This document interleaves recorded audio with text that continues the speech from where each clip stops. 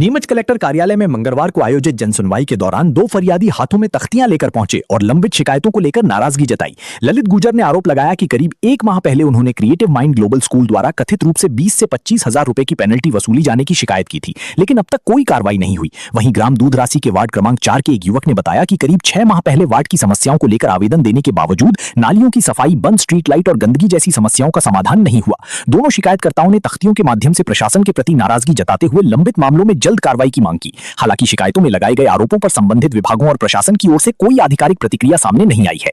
आज एक महीना हो गया है। एक महीने पहले लगभग मैंने क्रिएटिव माइंड ग्लोबल स्कूल पर जो अवैध वसूली, मुझसे जो पेनल्टी अवैध वसूली जो की गई थी, आज एक महीना हो गया है, उस पर कोई कार्रवाई नहीं की गई अभी तक। अवैध वसूली जो पेनल्टी को लेकर मुझसे ली गई थी, उसकी मैंने स्वयं यहाँ पर पिछली जन सुनवाई में आज से एक महीने पहले मैंने आवेदन दिया था। तो उस पर कोई जन सुनवाई में मैंने सिर्फ आवेदन दिया था यहाँ पर। उसके बावजूद मुझे यहाँ से बोला गया कि आपके पास कॉल आ जाएगा या जो भी है यहाँ की जो कार्रवाई है वो की जाएगी। आज अपना मुझे आश्वासन दिया गया, बस वो हमारी आवाज़ जो है पहुँची नहीं है। शायद हमने यहाँ पर जो आवेदन दिया था उस समय से बात कोई उस पर प्रतिक्रिया नहीं की गई है। इसीलिए आज हमने जो तरीका हमारा जो ये तरीका हमने यूज़ किया है, कम 20 से 25 हजार रुपये की पेनल्टी मुझसे ली गई है। आज मेरा सीधा जो हमारा विरोध है वो शासन की व्यवस्थाओं को लेकर, मतलब यहाँ की जो व्यवस्थाएं संभाल रहे हैं अधिकारियों को लेकर है, खासतौर से कि 6 महीने से मैं अपने वार्ड की समस्याओं को अवगत करा रहा हूँ सरपंच, जनपद और जिला पंचायत और कलेक्टर महोदय के यहाँ पर भी।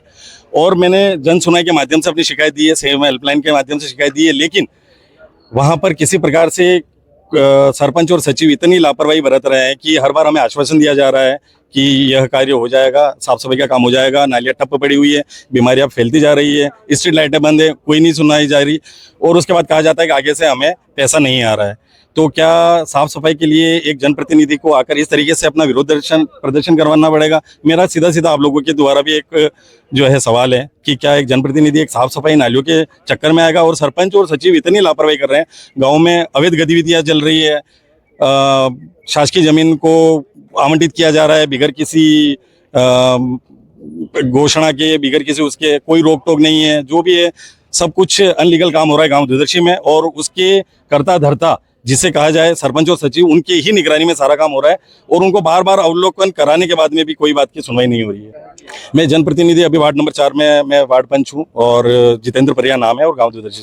भाई संदेश और निवेदन दोनों ही आप इस चीज़ को मानो। मेरा निवेदन है कि जो भी अधिकारी बैठे हुए हैं उनके कहने से तो काम 1 सेकंड में हो जाता है, लेकिन 6 महीने इंतजार एक बहुत बड़ी लंबी प्रक्रिया है और जो कि हो रही है। और जनता से मेरी अपील है कि कम से कम यार ऐसे लोगों को चुनो जो आप लोगों का काम सही टाइम पर करें। ऐसे अनपढ़ लोगों को ना चुनो जो कहने के बाद में भी आपकी सुनवाई नहीं करते हैं। और मैं बहुत बड़ा हताश हूँ। मैं व्यक्तिवादी बात करूंगा और सीधा पार्टीवाद पर नहीं बात करूंगा। 6 महीने से मैं शिकायत कर रहा हूँ और सीएम हेल्पलाइन पर भी मैंने शिकायत करी थी इस बारे में। तो रोशन जी मालवी करके बैठते हैं जनपद में, उन्होंने मुझे आश्वासन दिया था 15 दिन के अंदर आपको निराकरण कर दिया जाएगा, और जो कि अभी तक नहीं हुआ है। ऐसी ही ताज़ा खबरों के लिए हमें फॉलो करें और हमारे व्हाट्सएप ग्रुप से जरूर जुड़ें।